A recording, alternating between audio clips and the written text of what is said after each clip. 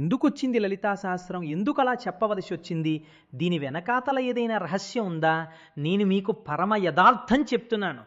జీవితంలో కొన్ని కోట్ల కోట్ల కోట్ల జన్మల పాటు జీవయాత్ర జరిగిన తర్వాత ఎప్పుడో ఎక్కడో ఒక్కసారి మాత్రమే జీవితంలో అందుకునేటటువంటి మహత్తరమైన రహస్యాన్ని ఎవరు యోగ్యులో వాళ్ళకి అందించడం కోసమే అమ్మవారు వసిన్యాది దేవతలతో చేయించినటువంటి ప్రక్రియ ఈ స్తోత్రంలో వచ్చినటువంటి ఈ మార్పు. ఇది ఎందుకు వచ్చిందో ఇది పసిగట్టగలిగితే ఎంత తేడా వస్తుందో మీకు చెప్తాను చూడండి. ఇది ఇవాళ అందుకునే ప్రయత్నం చేయండి. రేపు పూర్తి సమన్వయం చేస్తాను. మీకు బాహువులతోటి ఉజ్జద్భాను సహస్రభా అని కదండి, ఉదయిస్తున్నటువంటి సూర్యుల యొక్క కాంతి కలిగిన తల్లి. ఎంతమంది సూర్యులు? ఉజ్జద్భాను సహస్రభావ, 1000 కిరణములు అనండి. అనంతమైన కిరణములు, 1000 మంది సూర్యులు, అనంతమైన సూర్యులు. ఒక్క సూర్యుడు ఉదయిస్తుంటే ఆకాశంలో వచ్చే బంతి ఎలా ఉంటుంది? సూర్యోదయ సమయంలో ఉండేటటువంటి కాంతి ఎలా ఉంటుందండి? ఎర్రటి కాంతి ఉంటుంది కదండి. ఇది పెద్ద విశేషం కాదు, మీ అందరూ అనుభవించిందే. ఒక్క సూర్యుడు ఉదయిస్తేనే ఎర్రటి కాంతి వస్తే 1000 మంది సూర్యులు ఉదయించారు అనుకోండి, ఎంత ఎర్రటి కాంతి ఉంటుంది ఆకాశంలో. ఇప్పుడు వసిన్యాది దేవతలు అంటున్నారు, ఇంత ఎర్రటి కాంతి ముందు కనబడుతుంది అన్నారు. ఇందులో ఉత్ అని ఒక మాట వేశారు ప్రారంభంలో. ఉత్ అంటే పైకి ఎత్తరం. కొన్ని కోట్ల జన్మల తర్వాత ఈ నామం వినబడి లోపల దర్శనమైతే ఆ జీవుడి యొక్క యాత్రలో ఉత్తు పైకి ఎక్కడం ప్రారంభమైంది. ఏదో తేడా వచ్చేసింది, పెద్ద రహస్యం వాడికి తెలిసిపోయిందంతే. ఎక్కడ వచ్చింది రహస్యం? ఎందుకు వచ్చింది? కేవలం అది ఉజ్జద్భాను సహస్రాభాయ. ఇంకేమన్నా చెప్పాలనుందా? వసిన్యాది దేవతలకి అంటే నామానికి అర్థమంతే, పైకి గురుముఖత దాని రహస్యాన్ని తెలుసుకున్నప్పుడు జీవయాత్రలోనే కొత్త మలుపు వచ్చేస్తుంది. ఎలా వచ్చేస్తుందంటే, మనిషి ప్రధానంగా 4 అవలక్షణములు చేత ఎప్పుడూ పతనమైపోతాడు. బాగా గుర్తుపెట్టుకోండి, ఇది మహాభారత వాక్యం. 1, యవ్వనము చేత పాడైపోతాడు.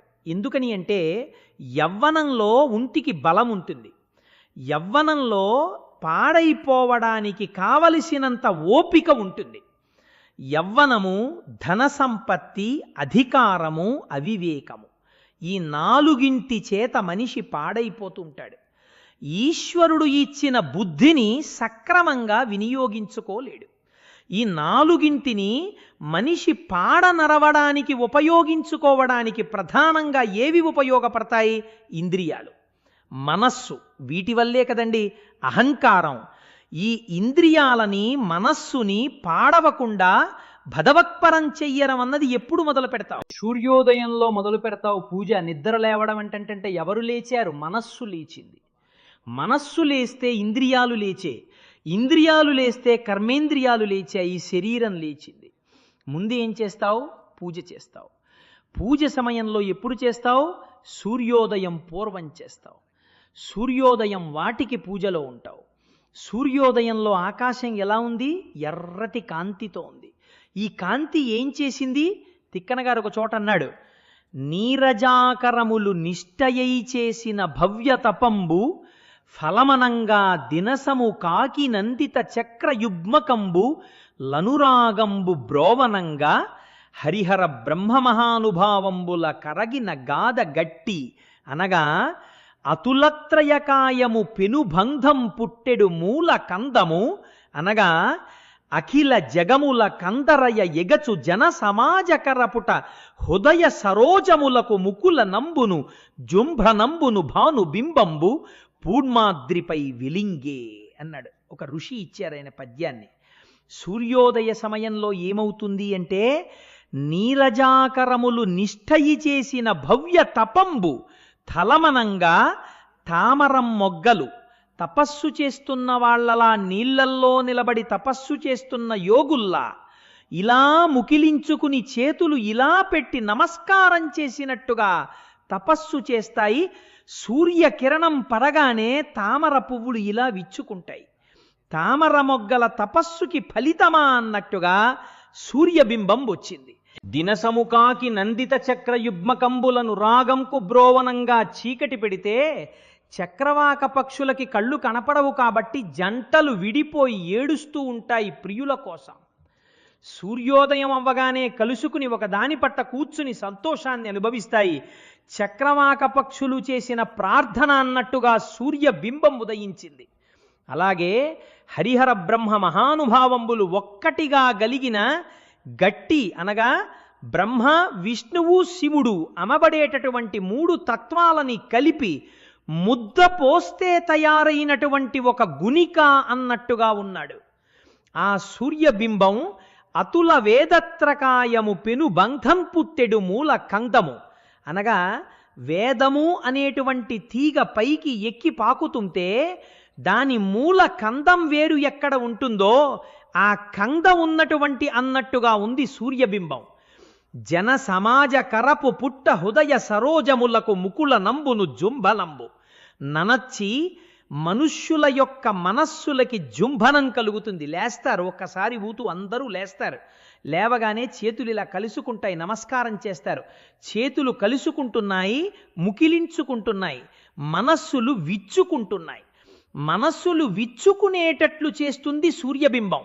చేతులు కలుసుకుని అంజలి గట్టించేటట్టు చేస్తుంది సూర్యబింబం. అలా చేసి పూర్వావాద్రి మీద వెలిగింది. ఈ వెలిగితే ఏ రంగు వచ్చింది? ఎర్రటి రంగు వచ్చింది అమ్మవారు. ఏ రంగులో ఉంది? ఎరుపు రంగులో ఉంది. అందుకే అమ్మవారిని ప్రార్థన చేస్తే అరుణాం కరుణా తరంగితాక్షిం ధృతపాశంకుశ పుష్ప బాణచాపాం. ఎరుపు రంగుతో అమ్మవారు ఉంటుంది. ఏమండి, అన్ని రంగులు ఉన్నాయి కదా.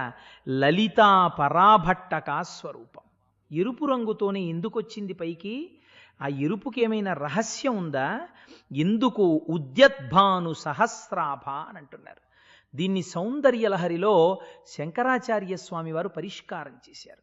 ఈ పరిష్కారం కూడా శంకరాచార్యుల వారు ఎంత గొప్ప ముడిపెట్టారో తెలుసా అండి. ఒక పట్టాన ఎవ్వరి సాధారణంగా అర్థం కాదు, పెద్దలకు అర్థం అవ్వడం విషయంలో నేనేం ప్రశ్న చేయట్లేదు. ఆయన ఎంత గమ్మత్తైన మాట అన్నారంటే, ఉదయిస్తున్నటువంటి సూర్యబింబంలో ఉన్న ఎర్రటి కాంతి ఎలా అయితే ఆకాశంలో ఎలా ముందుకు వచ్చేస్తుందో, మీరు ఒక సముద్రపు ఒడ్డుకు వెళ్ళి సూర్యబింబాన్ని చూస్తున్నారనుకోండి, నీటిలో నుంచి ఇలా పైకి వస్తుంటే సూర్యబింబం ఎర్రటి కాంతి కాలవ కట్టినట్టుగా ఏర్పడుతుంది. ఎర్రటి కాంతి ఆకాశమంతా నిండిపోయి అన్ని లేత ఎరుపులోకి వచ్చేస్తాయి.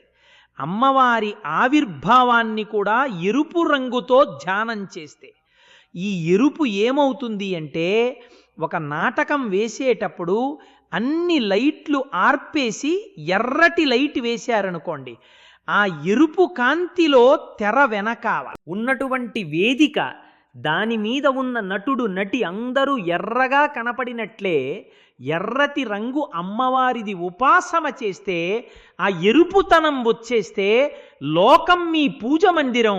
మీరు ఆ ఎరుపులో కలిసిపోయినట్టుగా మీరు ఉపాసన చేస్తే ఏమవుతుంది? ఎందుకు ఆ ఎరుపుకి గొప్పతనం వచ్చింది? ఎందుకు? ఆ మాట వశిన్యాది దేవతలు చెప్పారు, శంకరాచార్యుల వారు అన్నారు. అలా చేస్తే ఏమవుతుంది? శంకరాచార్యుల వారు చెప్పారు. కొంచెం చాలా జాగ్రత్తగా వినే ప్రయత్నం చేయండి. అంత తేలికదా ఏమో ఉండదు, పట్టుకుంటే జీవయాత్రలో కొత్త మలుపు వచ్చేస్తుంది. తనుచఛాయాభిస్తే తరుణతరణి శ్రీసరణిభిః దివం సర్వాముర్వి మరుని మణిమద్నాం స్మరతి యః భవంతస్యత్రస్య ధ్వన హరినచాలీనయనాః సహోర్వస్యవస్యః కతికతినగీర్వానగణికాః. ఆకాశంలో సూర్యబింబం ఉదయించినప్పుడు వచ్చినటువంటి ఎర్రటి కాంతి శ్రీసరణి అలా ముందుకు వచ్చేసి మీరు కూర్చున్న చోట అంతా కూడా ముంచెత్తితే ఆ ఎరుపులో మీరు కూర్చున్న ప్రాంతం మునిగిపోతే, మీరు మునిగిపోతే ఆ ఎరుపులో మీరు ఉన్నట్టుగా మీరు ధ్యానం చేస్తే ఏమవుతుంది? ఊర్వశితో సహా 3 లోకాలలో ఉన్నటువంటి సౌందర్య రాసులైన దేవవేశ్యులైన అప్సరసలతో సహా స్త్రీలందరూ మీకు వశులైపోతారు. మొహమాట పడకుండా చెప్పండి, శంకరాచార్య స్వామి వారు ఈ శ్లోకం ఇస్తారని మీరు అనుకుంటున్నారా? అంతే. ఆ శ్లోకానికి అర్థం సౌందర్యలహరిలో శంకరాచార్య స్వామి వారు రాసిన శ్లోకం, ఆయన మనకు అందించిన శ్లోకానికి అర్థం బాహ్యం, అంతే. ఇప్పుడు ఈ శ్లోకం చదివినవాడు ఏమి అనడగాలి? అయ్యా ఏమిటండి ఈ శ్లోకం? నేను అమ్మవారి ఎర్రటి రంగుని ఉపాసన చెయ్యటం ఏమిటి? ఆ ఎర్రటి కాంతిలో నేను కూర్చున్నట్టుగా అమ్మవారి రంగుని దర్శనం చెయ్యటం ఏమిటి? లోకంలో ఉన్న ఆడవాళ్ళందరూ ఎటువంటి వాళ్ళుట? పైగా అందులో కూడా వనంలో ఉన్నటువంటి హరిణశాలీన మయమాహ భీతహరిణం ఎలా ఉంటుందో అంత అందమైన కన్నునున్న ఆడవాళ్ళు కూడా వశులు అయిపోతారుకా, అది దాని ప్రయోజనం అన్నారు. అప్పుడు మీరు నిజంగా ఆలోచించండి, ఈ ఉపాసన చెయ్యవలసిన అవసరం ఎవరికైనా ఉంటుందా? బుద్ధిలోకి వద్దామనుకున్న వారికి ఉపాసన ఎందుకండి? అలా ఉపాసన చేశారనుకోండి, ఇంకొక మాట చెప్తా, పోన్లేండి, మీకు వచ్చిన నష్టం ఏమిటంటారేమో, 2 ప్రమాదాలు. అసలు ఆడవాళ్ళకి ఈ శ్లోకం ఎందుకు పనిక వచ్చింది? మగవారు చేశారనుకోండి, ఆయనకి బాగుందేమో, వాళ్ళ ఆవిడికి ఇబ్బంది కలగాలి. ఈ ఉపాసన పైగా జగద్గురువులేమిటి, శంకరాచార్యుల వారేమిటి, ఆ ఎరుపు రంగు గురించి ఈ మాట ఏమిటండి? ఎందుకు చెప్పినట్టు అంటే, గురువుల బిగింపు ఎలా ఉంటుందో తెలుసా అండి? కొన్ని చెప్పకుండా చెప్తారు. అది తెలుసుకోవాలంటే అంటే మళ్ళీ మీరు గురువుల వెంట పడాలి, పడితే తప్ప దానికి రహస్యం దొరకదు. ఆయన చెప్పిన మాటలో రహస్యం మీరు జాగ్రత్తగా పట్టుకునే ప్రయత్నం చేయండి. నిజంగా నేను ఎవరినో నా వైపు ఆకర్షించి వశం చేసుకోవాలి అని అనుకున్నాను అనుకోండి, ఒక ఉదాహరణకి, నాయందు అటువంటి దిక్కుమాలిన ఆలోచనలు కలగకుండుగాక. కానీ ఒక మాటకు చెప్తున్నాను, ఎవరినో నేను వశం చేసుకుందాం, ఆకర్షిద్దాం అనుకున్నాను, నా ప్రయత్నం ప్రారంభం చేయడం అలా ఉంచండి. ముందు ఎవరు ఆకర్షితుడై వశుడైపోయాడు, అవతలి వాళ్ళకి భయపడకండి. ఎవరు? నేనే కదండి. నేను వశుడినయ్యాను, నేను ఆకర్షికుడనయ్యాను, వాళ్ళ చేత నేను ఆకర్షింపబడ్డాను. వాళ్ళు నన్ను ఆకర్షించే ప్రయత్నం చేసినా చెయ్యకపోయినా నేను వాళ్ళకి వశుడని అయిపోయాను. కాబట్టి నేను వాళ్ళని వశం చేసుకునే ప్రయత్నం చేస్తున్నాను. ఇప్పుడు ఇది పతనమా ఉద్ధరణ? వశం చేసుకోవడం మాట అలా ఉంచండి. ఈ ఇల్లు నాది అన్నాను అనుకోండి, ఆ ఇల్లు నాదో కాదో దేవుడు ఎరుగు. ఆ ఇల్లు వీడు నా యజమాని అని ఒక్కనాడు అందో, ఈ ఇల్లు నాది అన్నప్పుడల్లా నాకు ఒక పాశం పడుతుంది కదండి. నేను ఓ మెట్టు కిందకి పడిపోతున్నాను, ఇది నాది అన్నప్పుడల్లా నేను పడిపోతున్నాను. లోకంలో ఉన్న వాళ్ళందరూ నా వాళ్ళు అయిపోతున్నారు. అంటే నేను వశం చేసుకోవడం వల్ల నేను ఉద్ధరణ పొందుతున్నానా, పతనం పొందుతున్నానా? పతనమే పొందుతున్నాను. అమ్మవారి యొక్క ఎర్రటి కాంతిని ఉపాసన చేస్తే ఉద్ధరణ వస్తున్నట్ట, పతనం వస్తున్నట్ట, అప్పుడు కథనం వస్తున్నట్టు కాదండి. ఇంతమంది ఆడవాళ్ళు వశులైనా సరే అమ్మవారి యొక్క అందం ముందు, సౌందర్యం ముందు వీడు కదలకుండా నిలబడగలిగినవాడు అని మీరు అర్థం చెప్పే ప్రయత్నం చేశారనుకోండి, అంతకన్నా తప్పు. ఎందుకని? ఇంత హేయమైన విషయానికి, అమ్మవారి సౌందర్యానికి మీరు పోలికి పెడతారా? మా అమ్మ కన్నా అంత కత్తి ఏంటండి వీళ్ళు అని ఎవరైనా అంటారండి లోకంలో? అప్పుడు పరమ తప్పు కదా మాట. అలా ఎలా చెప్తారు మీరు? వ్యాఖ్యానం అంటే మీరు దాన్ని అనుభవించకుండా వ్యాఖ్యానం చెప్తున్నారు. మరి ఎందుకు చెప్పినట్టు శంకరాచార్యుల వారు? ఆ ఎరుపు కాంతిని ఉపాసిస్తే ఈ ఫలితం వస్తుందని. మీరు చాలా జాగ్రత్తగా పట్టుకునే ప్రయత్నం చేయండి. అనుభవించే ఆనందం పొందడం అన్నది ఎక్కడి నుంచి వస్తుంది ఆనందం నాకు చెప్పండి. నేను ఒక కూర తిన్నాను, ఆనందం వచ్చింది. కూరలో ఆనందం ఉందా? నాలోనే ఉన్న ఆనందం ఉద్భుతమైందా? ఆనందం నాలో ఉన్నదే ఉద్భుతమైంది. నాకు సొంత ఇల్లుంటే ఆనందం అన్నాను. సొంత ఇంటి వలన ఆనందం బయట నుంచి వచ్చిందా? లోపల ఉన్న ఆనందం ఉద్భుతమైందా? లోపల ఉన్న ఆనందం ఉద్భుతమైంది. 3 లోకాల్లో ఉన్న అందగత్తెలందరూ నావారైపోయారు. అంటే 3 లోకాలలో ఉన్న ఆనందమా అన్నది ఏది ఉన్నదో ఆనందము నేను అయిపోయి ఉన్నాను అంటే ఇప్పుడు నేను పూర్ణుడను అయిపోయాను, జ్ఞాని అయిపోయాను. ఇప్పుడు నేను ఆనందమునకు బయట వెతుక్కోను, ఆనందము లోపల అనుభవించుచున్నవాడను నేనే, ఆనంద స్వరూపుడను. పూర్ణమద పూర్ణవిదం పూర్ణాత్ పూర్ణముదత్తే పూర్ణస్య పూర్ణమాదాయ పూర్ణమేవావశిష్యతే. నేను పూర్ణుడనైపోయి ఉన్నాను, అన్నీ నేనే, అంతా నేనే, నేను ఆత్మని, నేను అంతటా నిండిపోయి ఉన్నాను. ఇక నేను అనుభవించవలసింది అన్నది లేదు, అన్నీ నేనే. ఈ ఆత్మ నేను, ఈ శరీరం నేను కాదు, మనసు నేను కాదు. నేను చిదానందరూప శివోహం. శివోహం, నేను ఆనందరూపుడను కాబట్టి అన్ని నావిగా ఉన్నాయి. నేనుగా ఉన్నాను, నావిగాగా కాదు, నేనుగా అయిపోయి ఉన్నాను. ఇప్పుడు అన్ని నేనుగా అయిపోయి ఉన్నప్పుడు ఇంక నేను పొందవలసింది అంటూ ఇంకొకటి ఉందా? లేదు. అంటే నేను పూర్ణుడను అయిపోయాను, నేను జ్ఞానిని అయిపోయాను. ఈ జ్ఞాని కావటానికి కావలసిన అనుగ్రహం ఎక్కడి నుంచి వస్తుంది? అనుగ్రహమే. ఆ ఇరుపు, ఈ అనుగ్రహ దర్శనమే అమ్మవారి అనుగ్రహపు ఎర్రటి కాంతులను సూర్యమండలమునందు దర్శనము చేసి ఇక్కడ ఉపాసన చేయుట.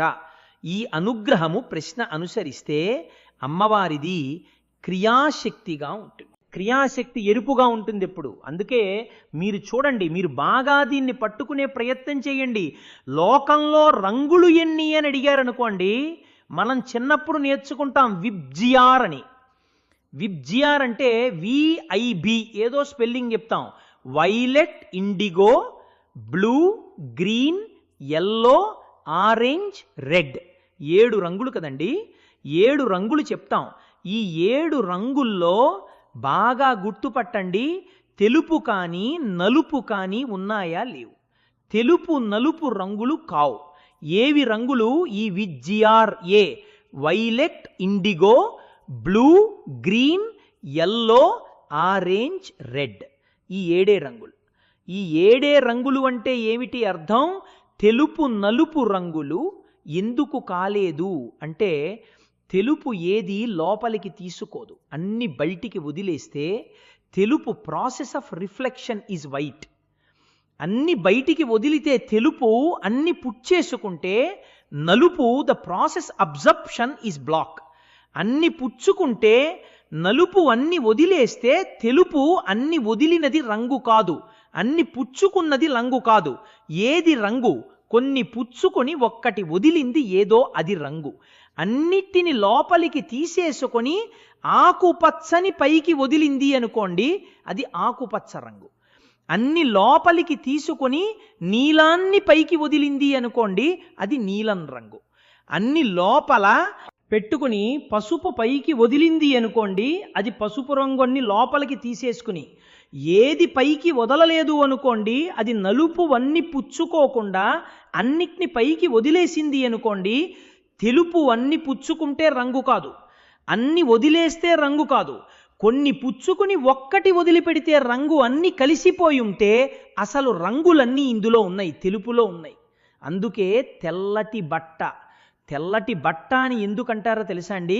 అది శోభనప్రదం అని. తెలుపు ఏది పుచ్చుకోకుండా వదిలిపెడుతుంది, కానీ అన్నీ అందులో ఉన్నాయి. తెల్లటి తెలుపులోనే రంగులున్నాయి. మీరు చూడండి, విబ్జిఆర్ అంటే ఆర్ స్టాండ్స్ ఫర్ రెడ్, ఎరుపు.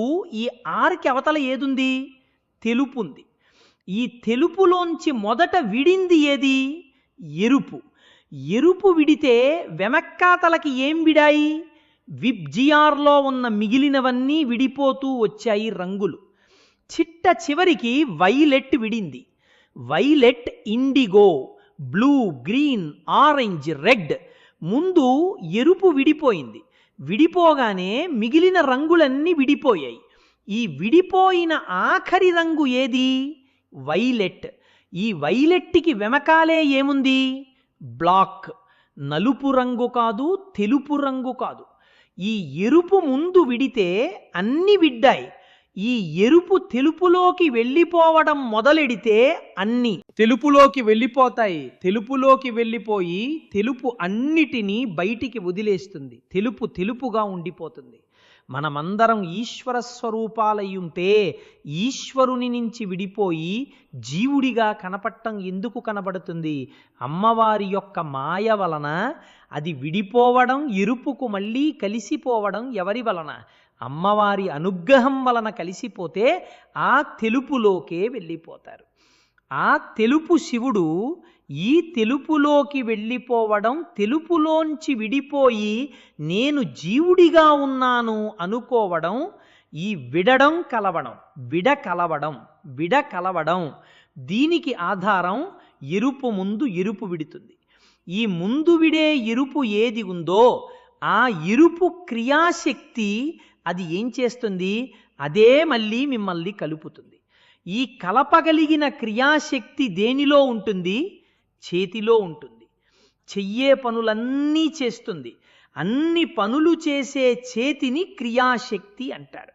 ఈ చేతికే కరము అని పేరు. కరమే కిరము, సూర్యకరము, సూర్యకిరణము, కిరణము. ఆ కిరణముల వలన మొదటమొచ్చిన ఎరుపు కాంతి అమ్మవారిది. అంటే అమ్మవారే నిన్ను మళ్ళీ భగవంతుడిలోకి కలపగలదు. అమ్మవారే భగవంతుడిలోకి కలిపేస్తే నీవు భగవంతుడిలో కలిసిపోయిన నాడు నీవు పూర్ణుడవైపోతావు.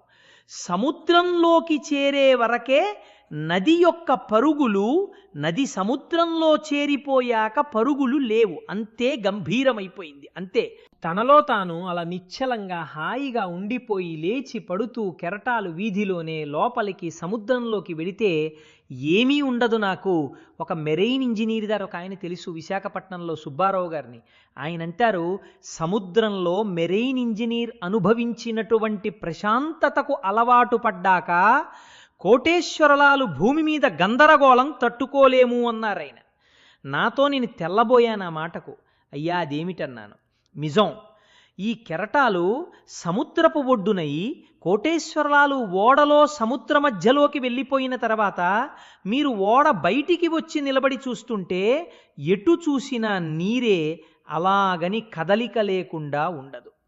చైతన్యంతో అలా అలా అలా కదులుతున్నటువంటి సముద్రం మధ్యలో నిలబడితే ఎంత నిశ్శబ్దమో ఆ సముద్రం చైతన్య గాంభీర్య ఘోష తప్ప ఇంకొక్కటి ఉండదు. ఒడ్డుకి రాగానే కుక్కరుపులు, పిల్లరుపులు అన్ని ప్రారంభం. మా పనిబాబు గారు మెరైన్ ఇంజనీర్ చేశారు. ఈ అరుపుల ముందు ఆ ప్రశాంతత ఎంత సంతోషంగా ఉంటుందో, ఆ ప్రశాంతతకు అలవాటు పడిపోయిన వాడు బహుశా ఊరిలో ఉండలేడు. మెరైన్ ఇంజనీర్లలో ఆధ్యాత్మిక కోణం ఉన్నవాళ్ళు ఊరు బయట అందుకే ఉంటుంటారు. కాబట్టి లోపలికి వెళ్ళడం అలవాటైపోతే నది పరిగెత్తి సముద్రంలో కలిసిపోయి ఆనందం అనుభవించినట్టు విడిపోయి ఉన్నవాడివి పరిగెత్తి అమ్మవారి క్రియాశక్తితో ఎరుపు యొక్క అనుగ్రహంతో తెలుపులోకి వెళ్ళిపోతే ఇత ఆ ప్రశాంతత లేదు. ఈ కలపగలిగినది విడదీసినది ఎరుపే, కలిపినది ఎరుపే. అరుపే, ఈ ఎరుపే అమ్మవారు. ఆ ఎరుపుని ధ్యానం చేస్తే వచ్చేది పూర్ణత్వం. అన్ని నువ్వు అయిపోవడం, అన్ని నీవిగా మారిపోవడం, నువ్వు అనుభవించవలసిన ఆనందం అన్నది ఇంకోటి లేకపోవడం. మన్మధుడు ఇంకొకళ్ళని కామం వైపు ప్రచోదనం చేస్తాడు. మన్మధుడే కామానికి ప్రచోదనం అవుతాడా? అవ్వడు. అందరినీ కామం వైపు తిప్పుతాడు. అందరినీ తిప్పే కాముడు తాను కామజయాన్ని పొందినట్టు అన్ని ఆనందాలు ఇక్కడే ఉన్నాయిరా, ఇంకా బయట వాటి వల్ల అనుభవించవలసిన ఆనందం ఏముంది? ఉంది. ఆనందమంతా ఇక్కడ ఉంది. ఇది ఆనందమన్నవాడికి అన్ని వశమైపోయాయి.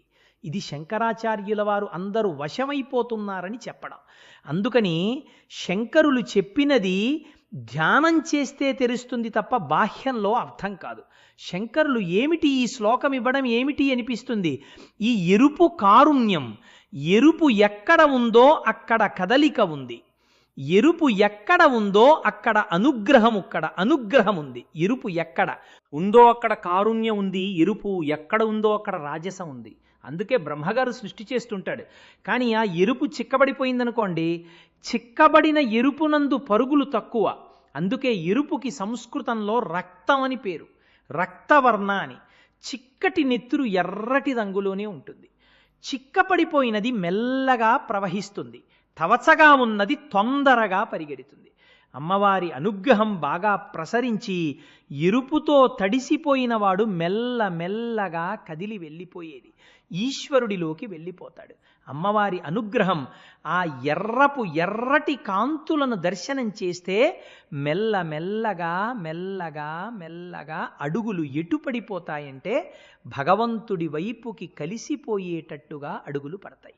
గొప్ప అనుగ్రహం అక్కడ మొదలవుతుంది.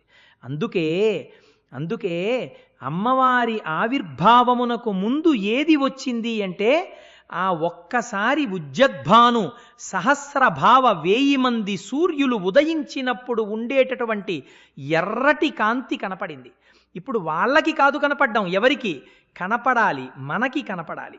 ఎక్కడ కనపడాలి? అక్కడ కాదు కనపడ్డం. అక్కడ కనపడిన కాంతి ఇలా వచ్చేసి మీరు కూడా ఎరుపులో తడిసిపోయి మీకు మీరు ఎర్రగాదా కనపడాలి. ఎలా కనపడతారు? సూర్యోదయంలో నిలబడి మిమ్మల్ని చూసుకోవటం కాదు, మీరు ధ్యానం చేస్తుంటే ఇక్కడ నుంచే చిదగ్ని గుండంలో నుంచి అమ్మవారు ఆవిర్భవిస్తుంటే ఆవిడ ఎర్రటి కాంతి వలయం, మీరు తడిసిపోతే ఆ ఎరుపులో మీరు కూడా ఎరుపైపోతే ఆవిడ అనుగ్రహ కాంతులు మీ మీద పడినట్టు. ఆవిడ అనుగ్రహ కాంతులు మీ మీద పడితే మీరు తెలుపులోకి వెళ్ళిపోతున్నట్టు. అంటే మీరు పరమేశ్వరుడిలో చేరి మళ్ళీ పుట్టవలసినటువంటి అవసరం లేని మోక్షస్థితి వైపుకి అడుగులు పడినట్టు ఇహమునందు ఆ ఎరుపు కాంతి మీ మీద పడగా ఇక్కడ కావలసిన అన్ని సుఖాలు, అన్ని క్షేమాలు, అన్ని యోధాలు సిద్ధిస్తాయి. ఏ ప్రమాదాలు రావు. అమ్మవారి అనుగ్రహం యజమాని మీద పడితే ఇంట్లో ఉన్న వాళ్ళందరి మీద పడినట్టే.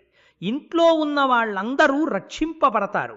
ఈ కాంతి అందరికీ దర్శనం కావాలనేటటువంటి కోర్కతోటే వసిన్యాది దేవతలతో అమ్మవారు లలితా సహస్రం చెప్పిస్తూ, అసలు ఈ కాంతి పడనివాడికి నా దర్శనం కుదరదు, నన్ను చూడలేడు, నన్ను చూడలేని వాడికి తల దగ్గర నుంచి కుదరదు, చేతుల దగ్గర నుంచి చేతులు క్రియాశక్తి, ఈ చేతులను ఎవడు చూస్తాడో, ఎవడు చేతుల వలన క్రియాశక్తిని దర్శనం చేసి తమ జీవితాన్ని మార్చుకుంటున్నాడో లోపల వాడు నన్ను తల నుంచి పాదముల వరకు చూడగలుగుతాడు. అందుకని ముందు కాంతి, ఆ కాంతి మీద పడాలి. ఆ కాంతి మీద పడిన తర్వాత కాంతి మీద పడడానికి మీరు చెయ్యవలసింది ఒక్కటే, ఆ కాంతి ఉన్న చోట మీరు కూర్చుంటే చాలు. సూర్యోదయం అవుతున్న చోట మీరు కూర్చుంటే అలా ఎర్రటి కాంతి వచ్చి కాంతిలో మీరు ఉండిపోతారు. అసలు ముందు ఇక్కడ ఉదయాన్ని మీరు అనుమతించాలి. ఇక్కడ చిదగ్నికుండ సంభూత ఆవిడ ఆవిర్భావ ధ్యానం మీరు చెయ్యాలి. చేస్తే ఎరుపు కాంతిలో మీరు మునిగిపోతే ఆనాడు మీ జన్మకి ధన్యత. ఆ ఎరుపు దర్శనం కానంతకాలం, ఆ ఎరుపుని అనుభవిద్దామన్న తాపత్తం ఏర్పడనంతకాలం జీవయాత్ర వెడుతూనే ఉంటుంది. దానికి చక్కటి మలుపు అన్నాడు. ఆ కాంతి చూసిన నాడే, ఆ కాంతి విన్న నాడే, ఆ కాంతి గురించి ఏదో ఒకనాడు చెవిలో పడితే నేను చెప్పాను అన్న అతిశయంతో చెప్పట్లేదు. బాగా జ్ఞాపకం పెట్టుకోండి. కొన్ని కోట్ల కోట్ల కోట్ల జన్మల తర్వాత ఎప్పుడో ఒక్కసారి మాత్రమే అమ్మవారి ఎర్రటి కాంతి గురించిన రహస్యాన్ని వాడు వినగలుగుతున్నాడు. అది లేనంత కాలం వాడు వినలేడు. ఎవడికి అమ్మవారి అనుగ్రహం ఉంటుందో వాడు మాత్రమే వింటాడని గుర్తు. అందుకే తరువాత ఎవరు అమ్మవారి అనుగ్రహాన్ని బలంగా సంపాదించుకున్నారో వాళ్ళ యందు క్రియాశక్తి ప్రారంభమవుతుంది.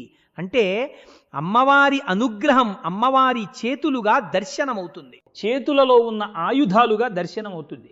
అవి ఆయుధాలు ఏమి, ఆ చేతులు ఏమి, అవి తెలుసుకుంటే వచ్చే గొప్ప ప్రయోజనం ఏమి, ఇది తెలిస్తే మళ్ళీ కాంతి కనబడుతుంది.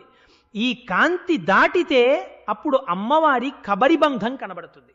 ఈ కబరిబంధం కనబడడానికి ముందు ఇవాళ ఈ కాంతి దర్శనం దగ్గర నుంచి ఇక నామములన్నీ లావణ్యలహరిలో ఎలా ఉంటాయంటే విన్న ఉత్తర క్షణంలో ఒక కొత్త ప్రయోజనాన్ని సాధించేస్తుంటాయి. మీరు వింటున్నప్పుడు గమనించండి, మీకు తెలియకుండా ఎర్రటి కాంతిలో మనం ఉన్నప్పుడు మనం ఎర్రగా ఉంటామని మీకు అనిపించగానే జీవయాత్రలో మీరు ఒక కొత్త అనుగ్రహాన్ని, అమ్మవారి అనుగ్రహాన్ని మీరు సాధించేసుకున్నారు.